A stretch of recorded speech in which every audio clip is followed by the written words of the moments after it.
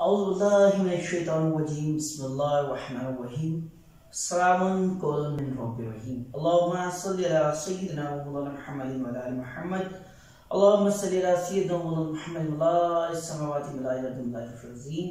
लाखों करोड़ों दुरूद व सलाम हो मुहम्मद व आले मुहम्मद सल्लल्लाहु अलैहि वसल्लम पर जो वजह तख्लीक़ कायनात हैं। अस्सलामु अलैकुम नाज़रीन, मैं हूँ आपका होस्ट साहब मोहम्मद ज़ाहिद रशीद फ़कीर हुसैन। आप हमारा ऑफिशियल यूट्यूब चैनल सरकार मुल्तान शेख आस्ताना आलिया रशीदिया देख रहे हैं। उम्मीद है खुदा ने मताल से आप सब लोग खैरियत से होंगे।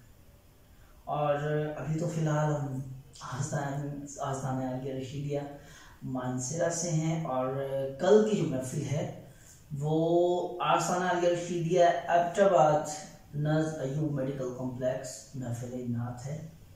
मानसरा और एबटाबाद, ग्रामड़ी, ब्रिटान तमाम जितने भी मुरीदैन हैं, जितने अकीदतमंद हैं और जितने चाहने वाले हैं, उन सब से गुजारिश है कि महफिल मिलाद में शिरकत ज़रूर करें।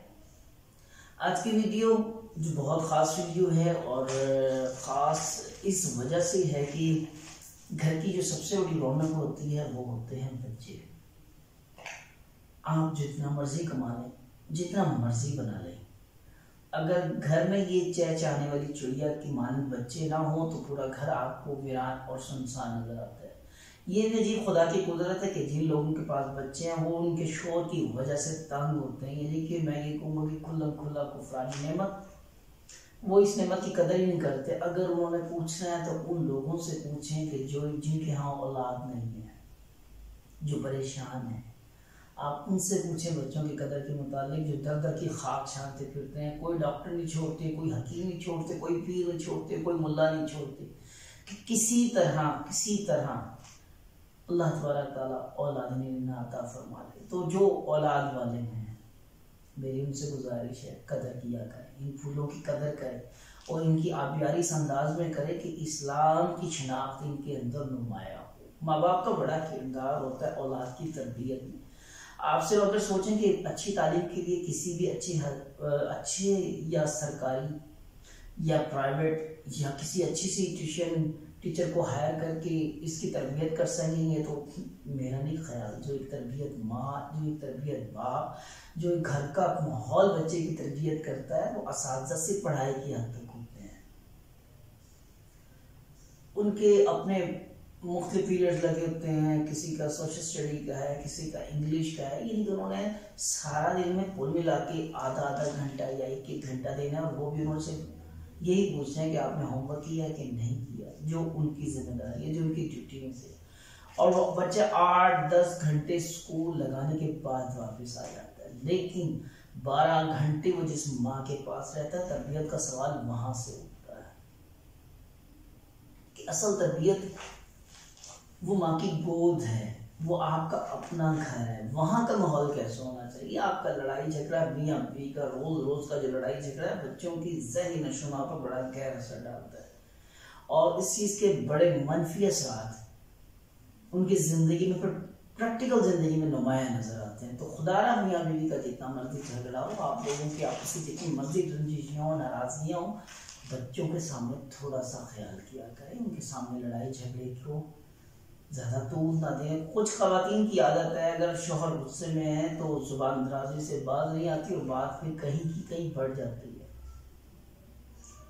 गुस्से की हालत में एक बात को याद रखें, मेरी एक नसीहत याद रखें, अगर दोनों में से किसी एक को गुस्सा है तो दूसरे को चाहिए कि किनारा कशी इख्तियार कर ले, टल जाए।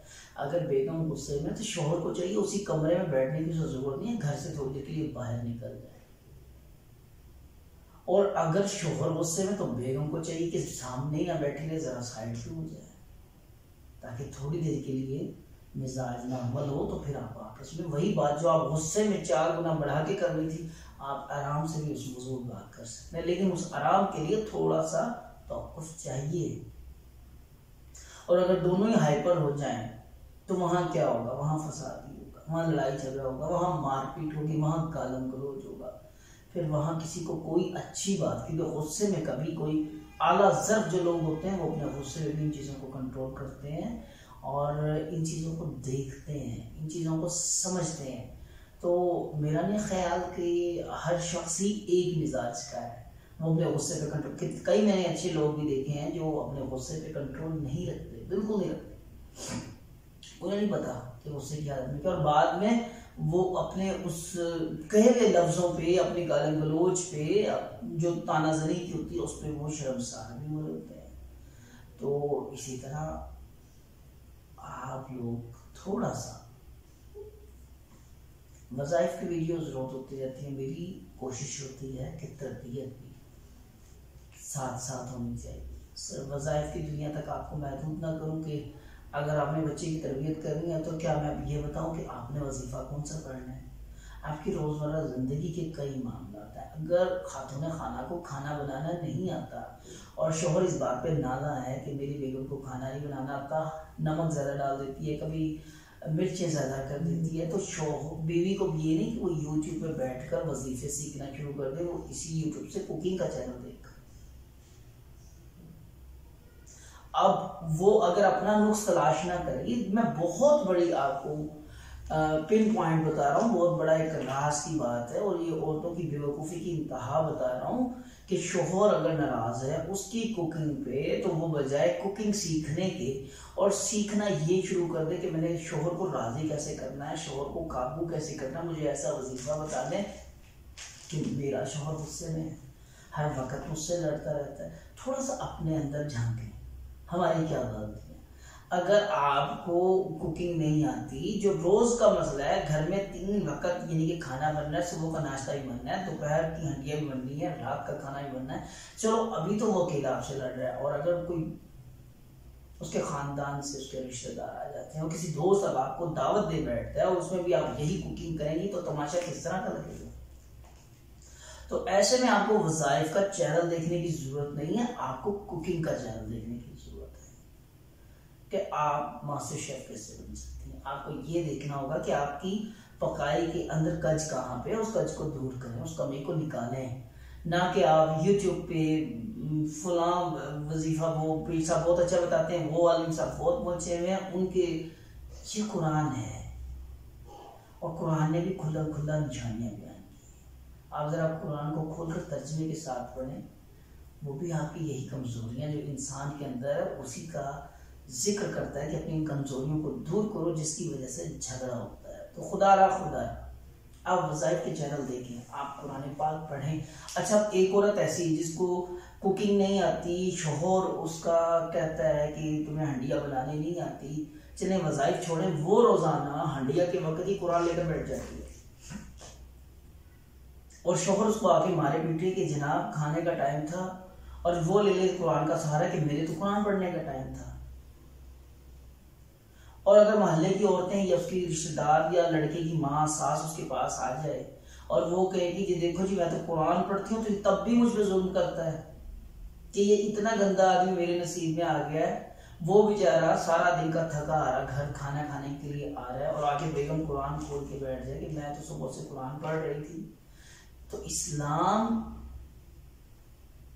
इन बहानों से जो अपने दिमाग से लड़ाते हैं, इस्लाम इनसे बिल्कुल बर्रज़िम्मा है, यह आपके अपने दिमाग का खलल है, क्योंकि इस्लाम ने मर्द को मुकाम इस्लाम ने दिया, हमने नहीं दिया, अल्लाह ने दिया।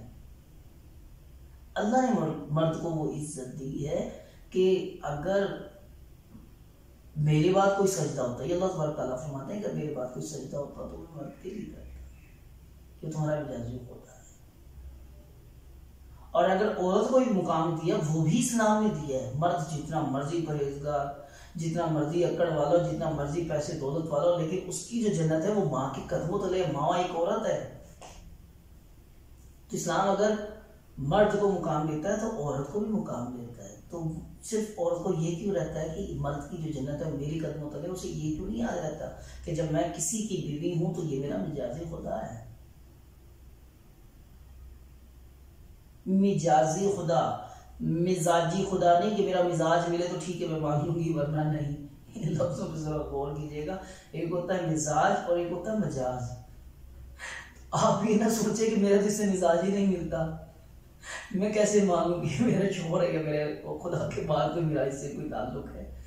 तो बराए मेहरबानी मेरी अपनी बहनों से रिक्वेस्ट है और अपने भाइयों से भी कि अगर आपकी बीवी थोड़ा सा ना समझ जाए आप अपनी समझदारी समझाए उसे। वो चीज़ जो आपने सख्ती से, जो मारपीट से, जो गालन बोल से जो गालन गलौज से समझानी है, तो खुदा अगर प्यार मोहब्बत से समझा लोगे, हो सकता है कि आपकी बात मान जाए। 1 बार 2 बार 3 बार, लेकिन ट्राई करना आपका हक बनता है। आपकी बेगम में आपकी इज्जत है, सबसे पहले आप इसे समझाएं। और दूसरा, मेरी बहनें, अगर वज़ाइफ के चैनल छोड़ के आप कुकिंग का चैनल देखेंगी ज़्यादा बेहतर होगा। तो मर्दों को एक आदत है, मैं सबकी तो नहीं कहता, 5 उंगलियां बराबर नहीं होती, कि वो बाहर के होटल और ढाबे भी यार दोस्तों के साथ बदलते रहते हैं। जगह ढूंढती हैं, वहां का खाना बहुत अच्छा है, वहां का नहीं, आज सब इकट्ठे होकर चले गए उधर का खाना। आप यकीन करें कि मर्द हजरात सिर्फ खाने की चस्के के चक्कर में एक शहर से दूसरे शहर तक जाते हैं। अगर कोई पिंडी का रहने वाला है तो वो खाने का टेस्ट लेने के लिए गुजरांवाला तक जाता है। गाड़ी पे उनका आना जाना होता है कि फलां चीज हमने वहां जाके खानी है। अगर कोई वजीराबाद का रहने वाला है तो वो लाहौर तक खाने के लिए आता है कि लाहौर के खाबे मशहूर है। ये मर्दों के। अब ये बताएं, वो मर्द जो अपने यार दोस्तों के साथ एक शहर से दूसरे शहर में जा रहा है खाने के लिए, घर की हंडिया कैसे पसंद करेगा? और बेगम पड़ जाए, बजाय कि इसके वो कुकिंग के चैनल देखे, वो वज़ाइफ के चैनल देखना शुरू कर दे, तो पिटाई तो होनी है ना। बेहतरीन ये हल है, आप वज़ाइफ को वज़ाइफ की जगह रखें। जिन चीज़ों का हल है आपके हाथ में, आप उस कमी को ज़रूर दूर करें। आप देखें कि अगर आपको कुकिंग का चैनल की ज़रूरत है, कुकिंग का चैनल देखें, उससे उसकी लड़ाई झगड़े की शिकायत ना करें। और यकीन करें, अपने हाथ में इतना टेस्ट पैदा कर लें कि वो जो दोस्तों के साथ शहर शहर घूमता फिरता है, अगर उसे दोस्त बुलाए ना कि ये फलां जगह जाना है, वो कहे नहीं, खाना मैंने घर खाना, मेरा खाना तैयार है। ये है मजेदारी, ये है आपकी जीत, जो बगैर किसी लड़ाई झगड़े के सिर्फ आपके अपने हाथ में है। अल्लाह तआला से दुआ है कि मेरी बात आज की आपको समझ आएगी। वज़ाइफ से हटके भी दुनिया है, बजाय कि आप ये देखें। और ऐसे तमाम शौहर हज़रात कि जिनकी बेगमात को पकाना नहीं आता, या जो अपने खाने की रग़बत घर के बजाय बाहर रखते हैं, उन्हें चाहिए प्यार मोहब्बत से बेगम को समझाएं कि आप थोड़ा सा कुकिंग सीख लें। आपके 1-2 बार समझाने से हो सकता है वो सीखना शुरू कर दे, और फिर जब वो सीखे तो उसकी हौसला अफजाई करें। एकदम से उस पर ज़ुबान दराजी ना करें, उसकी जो मेहनत है उसको ज़िया ना करें। 2-3 बार कोशिश के बाद इंशाल्लाह उसको आ ही जाना है। उम्मीद है आज की बात आपको समझ आएगी, और अल्लाह तबारक तआला से हुआ है कि हर घर में सुकून, हर घर में अमन, हर घर में खैर आफियत, और हर घर में बरकतें अता फरमाए, अपनी रहमतें, अपना फजल अता फरमाए। और कुरान पाक की सूरह बकरा, सूरह आल इमरान, सूरह मोहम्मद और सूरह यासीन, ये चंद सूरतें ऐसी हैं कि जिस घर में पढ़ी जाए उस घर में सुकून होता है, जिस घर में पढ़ी जाए वहाँ पे अमन आता है, जहाँ पे पढ़ी जाए वहाँ से कोई बरकतें आती हैं, जहाँ पे पढ़ी जाए वहाँ से तंगियाँ परेशानियाँ दूर होती हैं, जहाँ पे पढ़ी जाए वहीं से हर तरह का शर, हर तरह का फितना, हर तरह का फसाद दूर होता है। अच्छी और नेक बात फैलाना सदका जारी। इस वीडियो को जरूर शेयर कीजिएगा, हो सकता है आपके शेयर के साथ किसी का भला हो जाए। अपनी दुआओं में याद रखिएगा। नेक्स्ट वीडियो के साथ आपकी खिदमत फिर हाजिर होगी। जब तक के लिए अल्लाह हाफिज़।